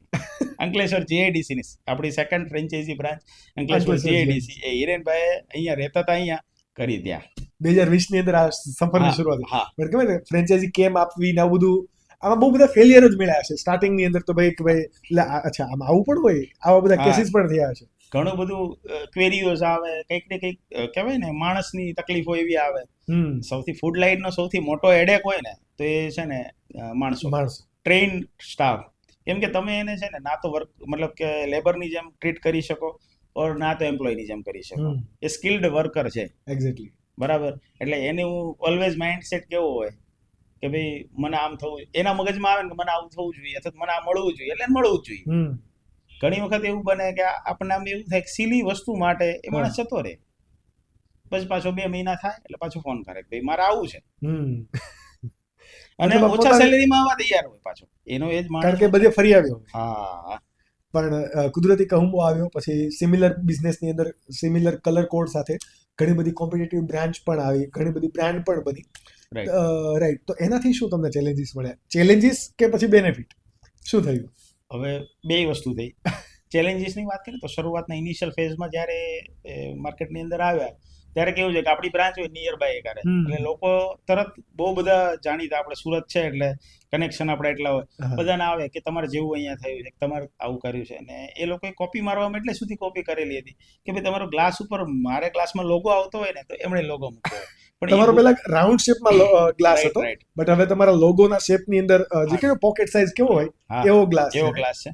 પણ પેલા રાઉન્ડમાં બી આપણો લોગો તો અંદર આવતો હતો. તો એ લોકો એટલે સુધી પ્લાનિંગ કર્યું હતું કે અમે લોગો, એ લોકોએ ગ્લાસ ઉપર લોગો લગાવી દીધો હતો, આટલે સુધી પ્લાનિંગ કર્યું હતું. પણ એમને નથી ખબર કે અમે 3 વર્ષની જર્નીમાં આ કમ્પ્લીટ કર્યું હતું. એમણે એક જ ઝટકે ઇન્વેસ્ટમેન્ટ, પૈસા હતા, ઇન્વેસ્ટ કરીને આ બધું કરી દીધું. હા, ઓલું કહેવાય ને નકલમાં અકલ ન હોય, એની જેવું કે બધું નકલ કરી દીધું. પછી આગળનું સ્ટેપ શું એ નથી ખબર, કારણ કે એ તો આપણા બ્રેનની વાત છે ને. આપણા માણસો ઉપાડીને એને એવું કરાવી દીધું, બધું ચાલુ કરાવડાવી દીધું. પણ પછી નવું કોઈ બી વસ્તુ ઇન્વેન્શન આપણે કરીએ, નવી વસ્તુ એડ કરીએ, આપણા પેશનથી કરીએ છીએ, તો એ ક્યાંથી લાવવાની? પાછો માણસ તો ઉપાડવા જવાતું નથી જવાતું. એટલે આ વસ્તુના લીધે અમને ચેલેન્જીસ ત્યારે શરૂઆતમાં 100% આવી હતી કે ભાઈ આને કઈ રીતે ઓવરકમ કરવું. માણસને લઈ ગયા અને બધું, પણ અમે જેવી નવી વસ્તુ ઇન્ટ્રોડ્યુસ કરીને બધું કર્યું, એટલે અમારા સેલમાં અમને બહુ એટલી તકલીફ ના પડી. ઓટોમેટિક એમનું સેલ ડાઉન થયું. બેનિફિટ શું મળ્યા? બેનિફિટ એ મળ્યા કે લોકોને ખબર પડી બ્રાન્ડ એ બ્રાન્ડ હોય અને કોપી એ કોપી હોય. કોપી હોય ને લોકો એક કહેવાય ને કે હું આવી રીતે ફ્રૂટ શોટ પીવો, એ કેવું હતું કે સ્મૂથી પીવા, થીક શેક પીવા, બદામ શેક અને આઈસ્ક્રીમ માટે તો લોકો જતા જ હતા ડેરીમાં. બટ આ રીતે પણ હોય એની અવેરનેસ વધી ગઈ આઈ થિંક. અને મેં એક વસ્તુ ઓબ્ઝર્વ કર્યું છે કે જ્યાં લા પિનોઝ હોય ને ત્યાં કુદરતી કહુંબો નિયર અબાઉટ હોય. તો what is the combination of it? હકીકત કહીએ ને તો છે ને અમે બે એકબીજાને કોમ્પ્લિમેન્ટ કરીએ છીએ, કહી શકીએ કે લાઈક લાપિનોસ છે ને, તો એની પાસે એવી પ્રોડક્ટ છે, એ ખાધા પછી લોકો કહુંબોમાં આવે, તો કહુંબો માટે આવું કે ચાલો પીઝા ખાઈને જઈએ. આ બે કોમ્પ્લિમેન્ટ કરતી વસ્તુ છે. એટલે સેકન્ડ થિંગ છે કે હિરેનભાઈ જે અમારી જોડે જોડાયા ને, એમણે ઓલરેડી એ ફ્રેન્ચાઇઝ બિઝનેસમાં જવાના મૂડમાં હતા, તો એમણે ત્યાં લાપિનોસ કર્યું હતું અંકલેશ્વર. હા, પછી એમણે બારડોલી બી બંને જોડે જ કર્યું, કહુંબો અને લાપિનોસ. એટલે આ થયું. એટલે ઓલરેડી લાપિનોસ ફેમિલી સાથે જોડાયેલા હતા, મતલબ લાપિનોસની ફ્રેન્ચાઇઝીના જેટલા ઓનર હોય એની જોડે જોડાયેલા હતા. એટલે ઘણા બધા જોયું કે આ તો લાપિનોસની જોડે સારું ચાલે છે. એટલે ઘણા બીજા ઓનર હતા કે જે લાપિનોસ ચલાવતા હતા ને એમણે આપણી ફ્રેન્ચાઇઝી લીધી. અને એક શોર્ટની પ્લેટની અંદર 4 સર્વ થાય, રાઈટ? એટલે એક ફેમિલી માટે જ ત્યાંથી આવી ગયું કે ભાઈ ચલો, ઇન જનરલી ઇન્ડિયન અત્યારે 4 લોકો ફેમિલી હોય, તો એ બધા લોકોને થઈ પણ રહે છે. અને બીજી એની મજા શું છે ખબર, કે સમજો કે આપણે અત્યારે 5 જણા કંઈક વસ્તુ જ્યુસ પીવા જઈએ, કોઈ આખો ગ્લાસ આપે, એક કે ભાઈ મારે મોસંબીનું પીવું છે, કોઈ કે મારે કીવી પીવું છે, કોઈ કે જામુન પીવું છે. પછી એની જગ્યાએ આ કોન્સેપ્ટથી શું થયું કે આપણે ત્રણેયની એક પ્લેટ મંગાવી દો, બરાબર. પછી તમે હું કે ગમે આપણે 4 જણા છીએ, બધા એક લઈ શકીએ. એટલે એમાંથી ડિવાઈડ કરવાનું, અલગ કરવાની કોઈ આવે જ નહીં, કોઈ પ્રકારની અલગ પ્રકારની અને માથાકૂટ. બીજી સાયકોલોજીની વાત કરીએ ને, તો આની મજા શું છે, ઘણી વખત કોઈને કદાચ નહીં ખ્યાલ હોય, પણ જ્યારે તમને આખો ગ્લાસ આપવામાં આવે ને ત્યારે તમને સંતૃપ્તિ મળે. એક્ઝેક્ટલી. સમજ્યા? પીતા હોય ને તો છેલ્લે પતવા આવ્યું ને ત્યારે એમ થાય હવે પીવાઈ ગયું. પણ જ્યારે તમને આટલો ગ્લાસ મળે ને ત્યારે હજી ઈચ્છા થાય, હજી પતે ને એમ થાય કે હજી પૂરું નથી, પાછો ચાલુ કરો, પાછો તો પતી જાય. એટલે એ જે સાયકોલોજી છે ને, એના લીધે લોકો એવા છે કે જે 6 પ્લેટ આખી જામુનની પી જાય છે. આ પેલા જેવું થાય કે આપણે ઘરે પાણીપુરી બનાવીએ તો ભલે સારો ટેસ્ટ, હાઇજેનિક હોય, પણ એ ના ભાવે, કારણ કે ત્યાં આપણે સંતૃપ્તિ મળે છે. પણ જ્યારે લારી પર ખાઈએ ને તો એની મજા છે. એમાં વેઇટિંગ કર્યું હોય, પાછું ઓલા જેવું છે કે એક આવતી હોય, એક તૈયાર મળતી હોય, એની પણ એક મજા છે. આ બેયનો ડિફરન્સ છે. એક્ઝેક્ટલી. વાત કરીએ ફ્રેન્ચાઇઝી ગ્રોથની, તો 2020 ની અંદર ચાલુ થઈ. પહેલા વર્ષે ટોટલ કેટલી ગઈ ને ઓવરકમ ધ યર્સ 24 સુધીમાં કેટલો ગ્રોથ થયો? પહેલા વર્ષે કેટલી? પહેલા વર્ષે આપણે 2 જ ફ્રેન્ચાઇઝી કરી, જે સુરત અને અંકલેશ્વર, એટલે ટોટલ 3 આઉટલેટ તમારા સાથે આઉટલેટ થયા હતા. ઓકે. પછી બીજા વર્ષે અમે કતારગામ ચાલુ કરી, અડાજણ ચાલુ કરી, એટલે સુરતની અંદર સૌથી વધારે ગ્રોથ થયો. ઓકે. સુરતની અંદર આઈ થિંક બીજા વર્ષે અમે 6 બ્રાન્ચ કરી, સેકન્ડ યર ની અંદર 2021, અને ત્રીજા વર્ષમાં અમારી પાસે લગભગ 15 જેવા ટોકન હતા, બધા થઈને એમાંથી 5 બ્રાન્ચ અમે કરી શક્યા હતા. પછી અમારે મટીરિયલ ના લીધે મેં કીધું ને ઊભું રહેવું પડ્યું. પછી તો જેવા અમે ઉભા રહ્યા ને એમ લોકો ઓલું કહેવાય ને, તમે ના પાડો એટલે લોકોનો ફ્લો વધે, એટલે એ ફ્લો વધતો ગયો. છેલ્લે અત્યારે 2024માં આપણે ઓલરેડી 6 આઉટલેટ ઓપન કર્યા. એ સિવાય કેનેડા ઓપન કર્યું, યુએસમાં આઉટલેટ બનીને રેડી છે. એ આઈ થિંક હવે મટીરિયલ પહોંચે ત્યાં. હવે તો ઇલેક્શન પણ પતી ગયું છે, તો થોડું, અને ઓલરેડી એ લોકોને અત્યારે ત્યાં સોશિયલ ફંક્શન છે, એટલે ફેબ્રુઆરીમાં આઈ થિંક ચાલુ થશે.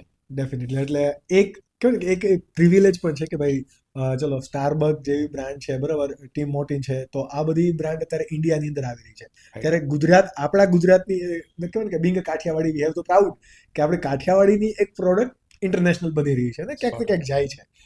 ઇન્ક્લુડિંગ ચા તો જાય જ છે, બટ આ એક નવું છે કે ભાઈ ચલો જામુન શોટ અને ઇવન કુદરતી કોમ્બો આપણા બ્રાન્ડ ગુજરાતી નામની સાથે જાય છે. તો એક અલગ એક માહોલ. અને એની મજા બીજી શું છે કહુંબોની, કે લોકો એને એપ્રોચ કેમ કરે છે ખબર, કે સમજો કે અહીંની કોઈ પ્રોડક્ટ એક્ઝેક્ટ લઈને જાઓ ને, અહીંથી આપણે સમજો કે ચા લઈને ગયા, તો ભૂરિયાઓ મતલબ ત્યાંના જે ફોરેનર છે એ લોકો ચા પીશે કે નહીં પીવે એનું નક્કી નથી, પણ હા જ્યુસ છે તો એ પીશે છે, ફ્રૂટ છે, બીકોઝ હા.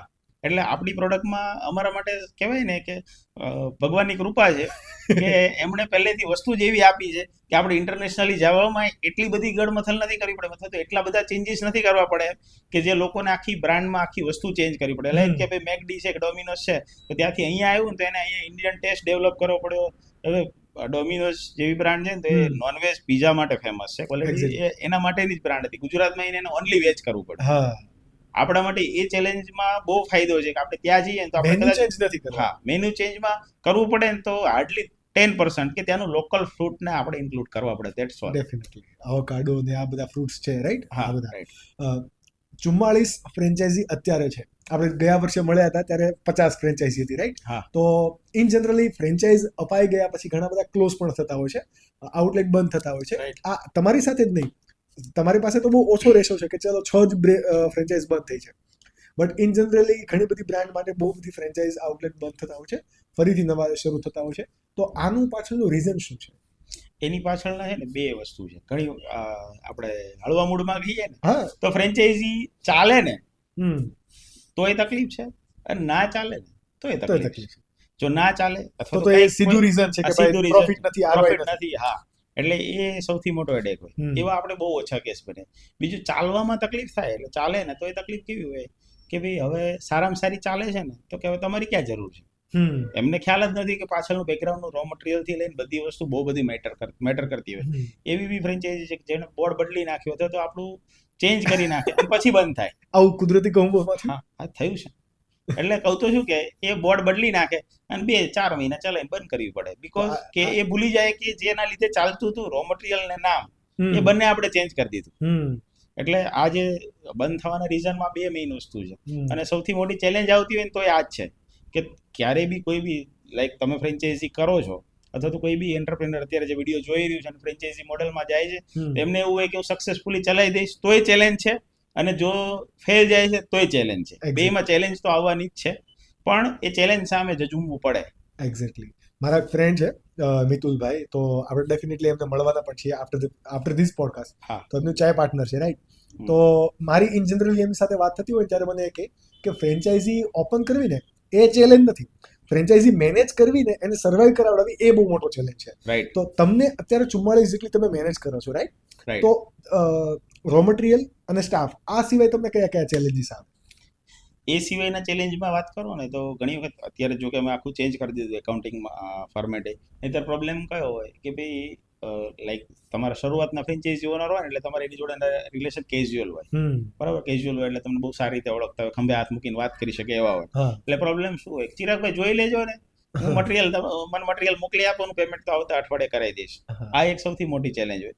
પણ જ્યારે એ સમજે નહીં કે એની અંદર કોઈ એવું વાસ્ટ માર્જિન લઈને મટીરિયલ શેના માટે સપ્લાય કરીએ છીએ અમે, તો એક જ વસ્તુ કે ક્વોલિટી મેન્ટેન થાય, એ કમાવા માટેની કોઈ વસ્તુ જ નથી. મેઇન તો કામ છે બ્રાન્ડ બિલ્ડિંગ, અને બ્રાન્ડ બનાવવા માટે અમે કામ કરી રહ્યા છીએ. બાકી એમાંથી કમાણી કરીને અમારે ઘરમાં લઈ જવા છે એવું તો કાંઈ છે નહીં. એટલે આ જે ચેલેન્જ છે ને એ બહુ મોટી છે કે જ્યારે ફાઇનાન્શિયલ ચેલેન્જ આવે ને, અથવા તો બીજી વસ્તુ કે તમે મટીરિયલ ના મોકલો તો એ બહારથી લઈને કોઈ બી ગમે તે મટીરિયલ કરે, ક્વોલિટી એમાં કોમ્પ્રોમાઇઝ થાય, એટલે તમે શું કરો? બે સાઈડ તમારી પાસે ઓલા જેવું છે કે તમે પુલ ઉપર જાવ છો, બે સાઈડ પાળી નથી, બે સાઈડ ખાડો છે.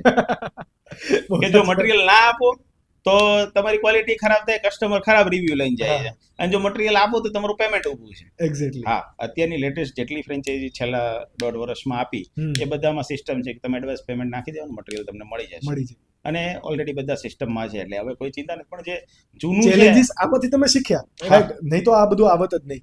તમે મને વાત કરી હતી કે ભાઈ આપણને કોઈ ફ્રેન્ચાઇઝી વેચતા કે મેનેજ કરતા શીખવાડ્યું નથી, એક ફ્રેન્ચાઇઝીમાંથી નવા એક્સપિરિયન્સ મળ્યા. તમને આ બધા ફ્રેન્ચાઇઝી પાર્ટનર પાસેથી ડેઈલી લર્નિંગ મળતું હશે, તમારે કોઈ નેટવર્કિંગ કે કોચની આઈ થિંક રિક્વાયરમેન્ટ ના પડે, કારણ કે જે આપણે પાર્ટનર્સ એક્સપિરિયન્સ કરાવે, જે આપણા કન્ઝ્યુમર, તમારા માટે કસ્ટમર જે છે એ સૌથી વધારે તમે એક્સપિરિયન્સ કરાવતા હોય. 100%. ફ્રેન્ચાઇઝ તો થઈ ગયું, હવે ફ્રેન્ચાઇઝને કહેવાય ને કે જેમ કે બાલાજી છે, તો એના માટે સૌથી મોટી ચેલેન્જ લોજિસ્ટિક એન્ડ સપ્લાય હોય.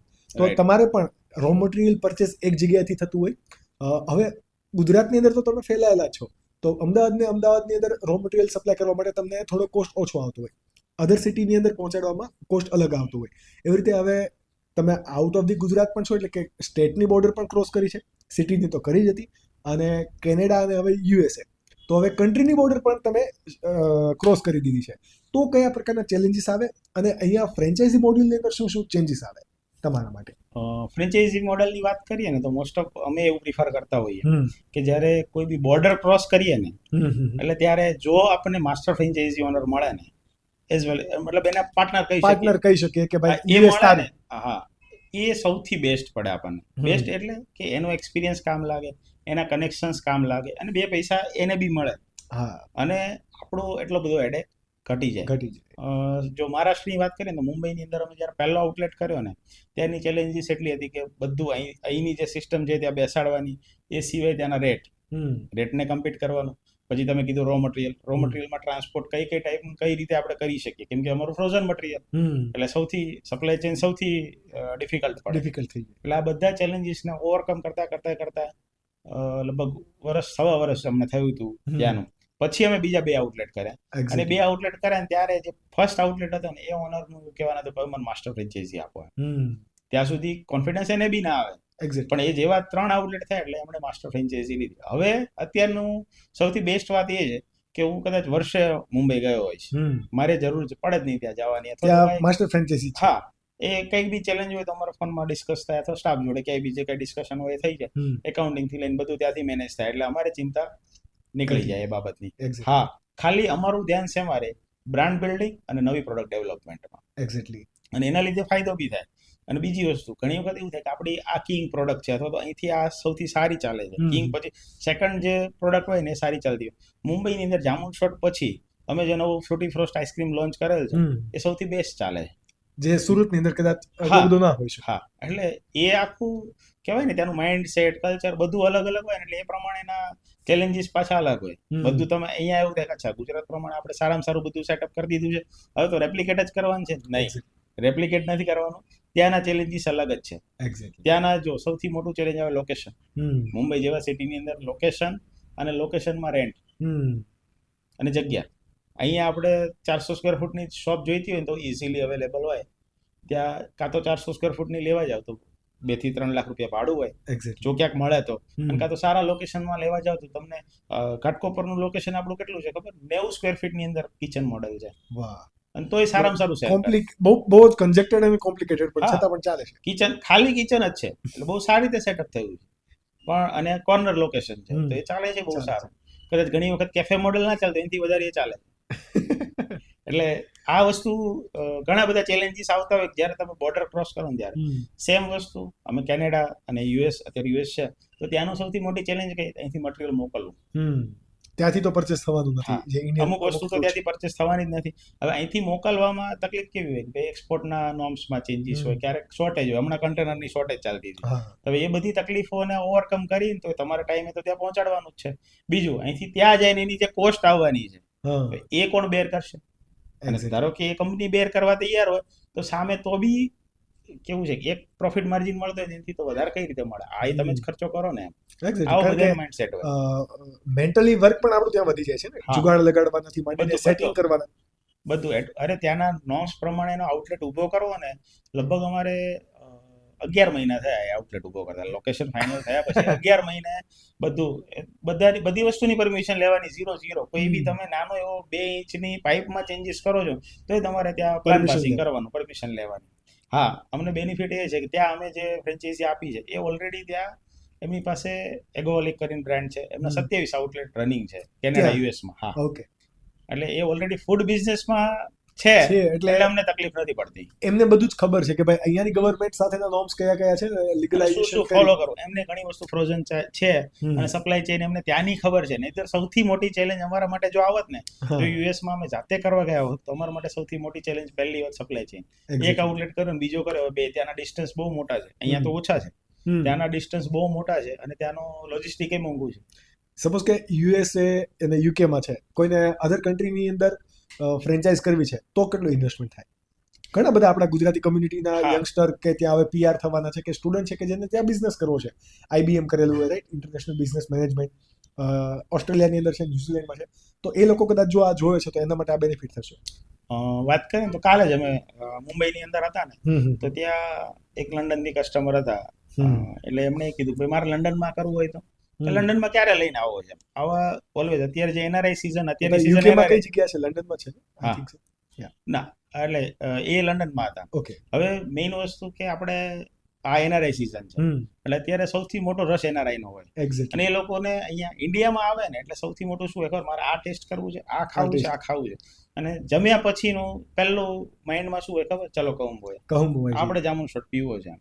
આ એમનું ફિક્સ છે કેમ કે એને ખબર છે કે સારી વસ્તુ છે, નેચરલ છે, અમને પ્રોબ્લેમ નથી કરવાની. નહીતર એ લોકોની સૌથી મોટી બીક એ હોય કે હું અહીંયા જમી લઉં ને પછી હું બીમાર ના પડું. પણ આપણા કેસમાં એ વસ્તુના લીધે એટલી ઇન્ક્વાયરી અત્યારે બહારની જનરેટ થશે. અત્યારે ઓલરેડી આફ્રિકાએ આપણે લોકેશન ફાઇનલ કરી દીધેલ છે, લગભગ સમજો 2 દિવસની અંદર બધું ફાઇનલાઇઝ થઈ જશે. ઓકે, મતલબ હવે બધી જ કન્ટ્રીની અંદર આપણે એક્સપોર્ટ ધીરે ધીરે કરી શકીએ છીએ કેમ કે આપણી પાસે હવે સપોર્ટ બધું કમ્પ્લીટ થઈ ગયેલ છે. ત્યાંની ચેલેન્જની વાત કરીએ તો કેવું હોય કે, અને તમે જે રેટની વાત કરી ને ચેલેન્જ ઉપર ડિપેન્ડ છે કે અલગ અલગ કન્ટ્રીમાં અલગ અલગ છે. ઓકે, રોયલ્ટીની અંદર આપણે વાત કરીએ તો રોયલ્ટી કઈ રીતે હોય, શેરિંગ? અને ઇન જનરલી કોઈ પણ બિઝનેસ માટે લોકો એવું જ કહેતા હોય કે ભાઈ ચલો ફ્રેન્ચાઇઝી આવે ને એ તો રોયલ્ટીના પૈસા કમાય જ છે ને. આ એક માનસિકતા પણ છે. તો રોયલ્ટી કઈ રીતે નક્કી થાય, કેટલા % હોવી જોઈએ આઈડિયલી? રોયલ્ટી છે ને આઈડિયલી રેગ્યુલર બધા મતલબ બધી બ્રાન્ડમાં 7 થી 8% હોય છે. પણ હા, આપણે પહેલેથી એવું ડિસાઇડ કરેલું હતું કે આપણે 4% લઈશું ગુજરાતની અંદર, આઉટ ઓફ ગુજરાત 5%. કેમ કે ઇન્ડિયાની અંદર આઉટ ઓફ ગુજરાત 5% બીકોઝ કે ત્યાં કોઈ માસ્ટર ફ્રેન્ચાઇઝી છે તો એના જે એડમિન એક્સપેન્સીસ છે તો 1% શેર કરું. હા, 0.5% થી એનો એ બધું કામ થઈ જાય. અને આઉટ ઓફ ઇન્ડિયા, બાકી બધી 6% ચાલે છે, મતલબ 6% ચાલે છે. કઈ રીતે? 4% as a royalty, 2% as a marketing expense લેતા હોય, અને એ ત્યાં આપણે માર્કેટિંગ તરીકે સ્પેન્ડ કરવાના છે. આ રીતનું પ્લાનિંગ છે. Okay, right. 3 મોડેલની અંદર આપણે જો વાત કરીએ તો સૌથી વધારે પોપ્યુલર કયું અત્યારે? Cafe model. સૌથી એનું રીઝન શું? એમાં એવું હતું, પહેલેથી આપણે જે પ્રમોટ કર્યું હતું સૌથી વધારે કેફે મોડેલ કર્યું, બીકોઝ કે તમે ત્યાં કસ્ટમરને સારો એક્સપિરિયન્સ બી આપી શકો, એમ્બિયન્સ આપી શકો, એક્સપિરિયન્સ આપી શકો.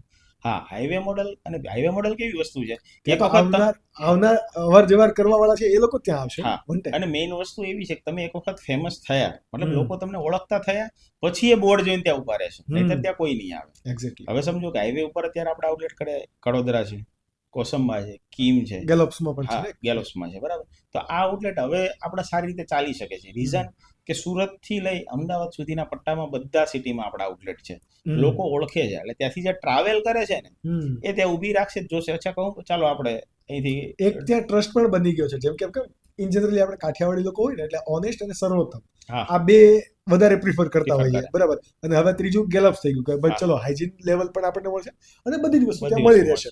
તો ત્યાં પણ હવે તમે એ રીતે ટાર્ગેટ કર્યું છે કે ભાઈ લોકો ક્યાં આવે છે, લોકોની સાયકોલોજી સાથે ખાસું વર્કઆઉટ. અને મેઇન વસ્તુ કીધું કે ભાઈ જ્યારે માણસ ઓળખતો થાય ને પછી ત્યાં અંદર આવે, નહીતર ઊભો તો એ ત્યાં જ રહેશે.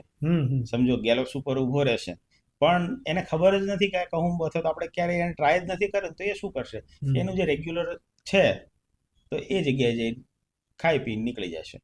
ઇન જનરલી આપ જો મારે તમને આવો ક્વેશ્ચન કરવો તો ના જોઈએ, પણ છતાં પણ કરું કે ભાઈ ફ્રેન્ચાઇઝીને લઈને તમારો શું ગોલ છે? કેટલા વર્ષની અંદર કેટલી ફ્રેન્ચાઇઝી, કોઈ એવો ગોલ ખરો?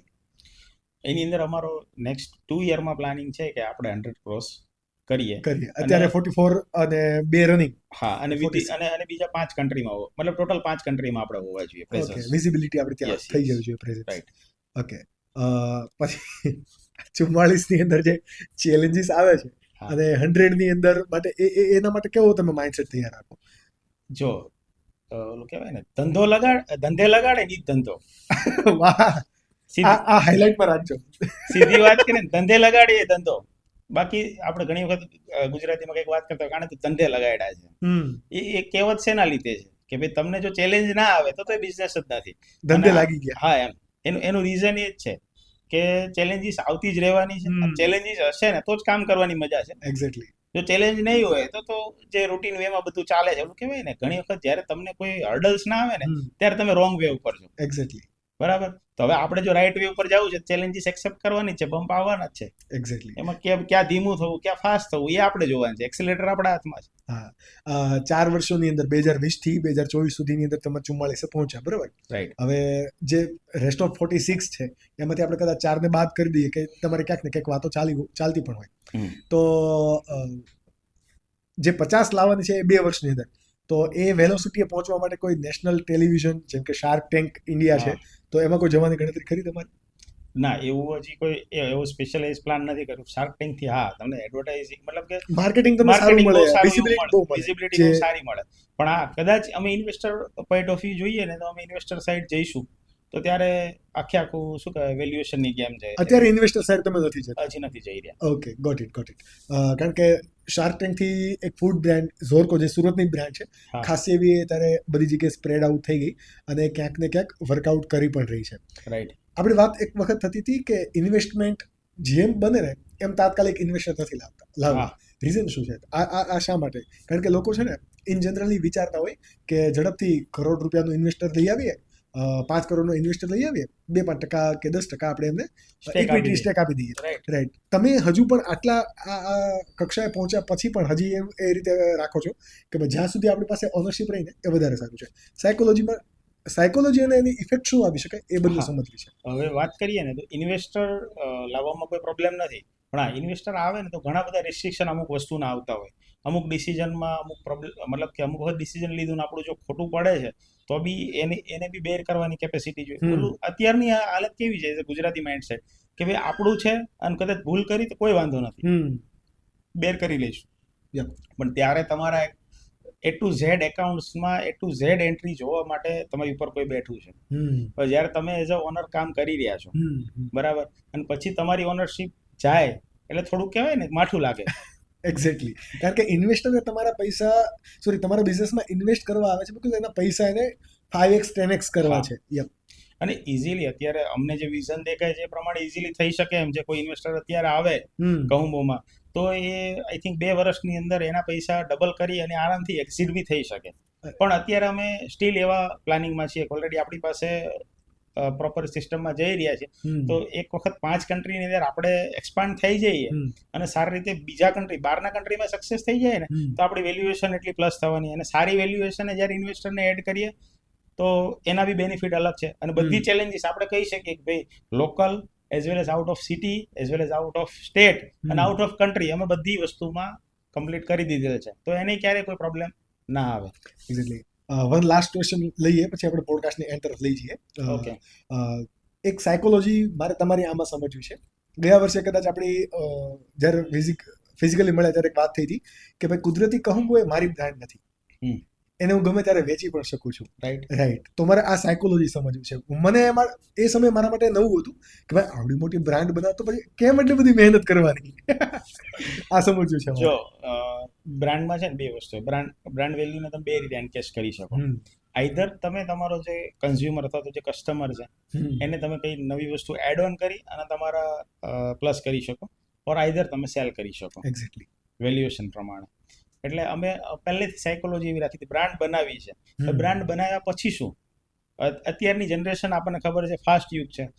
અમારી કઈ આગળની પેઢી તો એવી છે ને કે ત્યાં બેસે. હા, લાઈક ઘણી વખત તમે ઘણા બધી બ્રાન્ડને એવું સાંભળ્યું બી હશે કે મેં ફાધરનો મતલબ ફર્સ્ટ જનરેશને બિઝનેસ ચાલુ કર્યો, સેકન્ડ જનરેશનને એમાં ઇન્ટરેસ્ટ જ નથી. એની કરતાં બેટર છે કે અમે પહેલેથી એવા પ્લાનમાં છીએ કે આપણે આપણે બ્રાન્ડ બિલ્ડિંગ થઈ જાય ને આપણને જે દિવસે સેટિસ્ફેક્શન મળે કે નહીં ઓકે હવે આપણે હા એમ એ દિવસે આપણે સેલ આઉટ કરી દઈશું અને સારા રેટ મતલબ જ્યારે એની વેલ્યુએશન વધારે છે ત્યારે જ કરીશું. એક્ઝેક્ટલી. હા, પછી એને આપણે કોઈ બી એ રીતના ઇન્વેસ્ટ કરીએ કે જ્યારે આપણે રિટાયરમેન્ટનું પ્લાનિંગ કરવું હોય.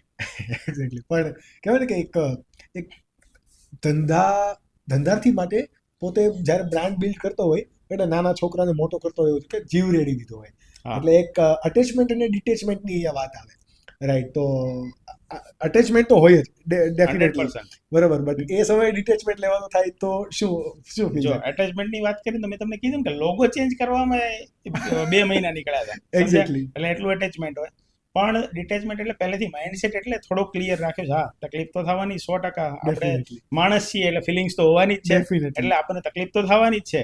પણ આ વસ્તુ માઇન્ડસેટમાં ક્લિયર એટલે રાખેલ છે કે પછી જો આગળ મેનેજ ના થાય ને તો ઓલા જેવું છે કે તમારા છોકરાને તમે પડતો જોવો તો એ બી એનાથી વધારે દુઃખદાયી કઈ ના હોય.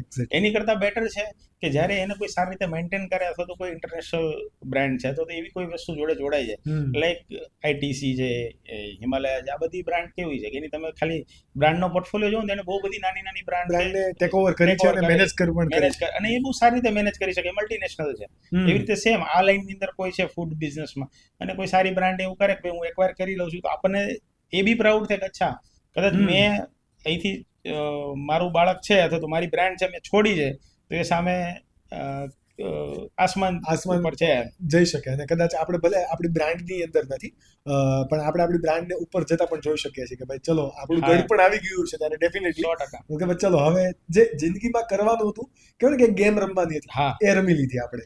અને જેટલા પણ સાહસ કરવા હતા, સાહસના કિસ્સાઓ વાંચ્યા હતા એને એપ્લાય કર્યા એટલીસ્ટ, એટલે એનું એક સેટિસ્ફેક્શન. અને એ બ્રાન્ડનું નામ ક્યારે બી આવશે આપણું નામ તો ઓટોમેટિક ત્યાં આવવાનું છે. ફાઉન્ડર હતો, શરૂઆત અહીંથી થઈ હતી એમ.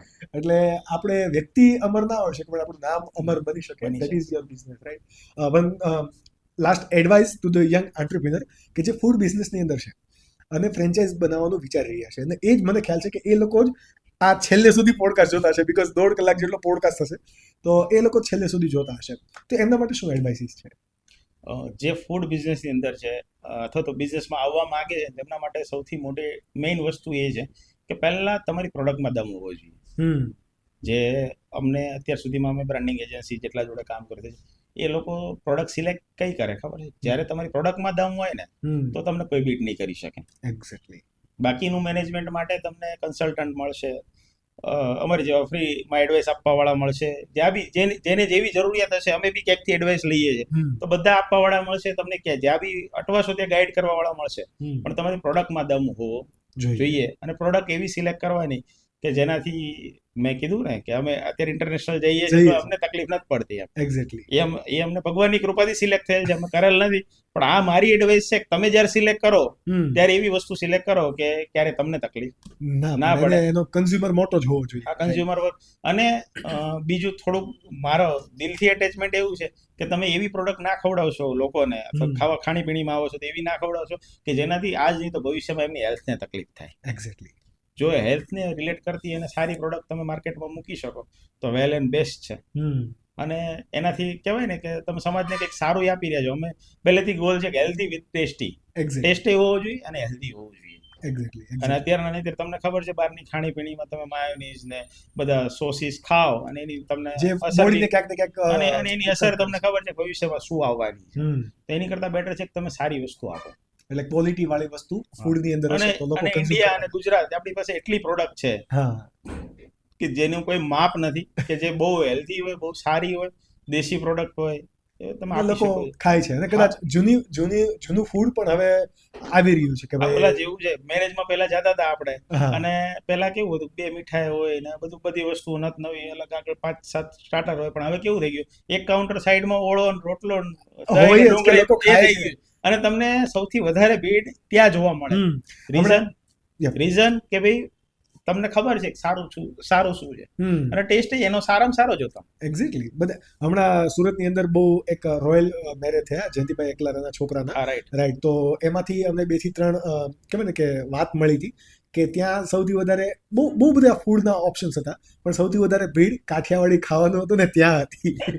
તો થેન્ક યુ સો મચ ચિરાગભાઈ અમદાવાદથી સ્પેશિયલી આ પોડકાસ્ટ માટે આવવા બદલ. અને બહુ ખાસા ટાઈમથી આપણે જે વાતો ચાલી રહી હતી ને આને ફાઇનલી એક્ઝિક્યુટ કર્યું અમારા 25th એપિસોડમાં. એ બદલ ખૂબ ખૂબ આભાર. અને જે કંઈ પણ હોય અમે તમને ક્યાંક હેલ્પફુલ થઈ શકતા હોય, તમે અમને ક્યાંક હેલ્પફુલ થઈ શકતા હોય અમારા વ્યુઅર માટે તો પ્લીઝ એ પણ લોકો અમને DM કરજો. જો તમારા કોઈ પણ ક્વેશ્ચન્સ છે regarding food business, franchise business તો તમે નીચે યુટ્યુબમાં કમેન્ટ કરી દેજો અથવા તો ઇન્સ્ટાગ્રામ skill.jogi પર તમે રિપ્લે DM કરી દેજો. હું ટ્રાય કરીશ કે ચિરાગભાઈને એ ક્વેશ્ચન્સ આપું અને ચિરાગભાઈ થ્રુ તમને આન્સર અપાવવાની ટ્રાય કરું. 100% આપીશું ને, કેમ નહીં. કોઈ બી ક્વેશ્ચન હોય એની ટાઈમ. મેં કીધું ને કે આપણે ક્યાંથી શીખ્યા છીએ તો લોકો પાસેથી જ શીખ્યા છે. આપણને શીખવાડવામાં કોઈ ચિંતા નથી. ક્યાંય બી કઈ ક્વેશ્ચન હોય જ્યાં હેલ્પ થઈ શકે એ કરવા ઓલવેઝ રેડી છીએ. સિખાને સે ઓર ભી સીખ મિલતી હૈ. 100%. ડેફિનેટલી. એને આવું જ શીખવા માટે, આવું જ જાણવા માટે, બિઝનેસને વધારે એક્સપ્લોર કરવા માટે અમારી સ્કિલ જોગી યુટ્યુબ ચેનલને સબસ્ક્રાઇબ કરી દેજો. ઇન્સ્ટાગ્રામ પર અમને ફોલો કરી દેજો ક્યોંકि બિઝનેસ કરના ભી સ્કિલ કા મામલા હૈ. Thank you.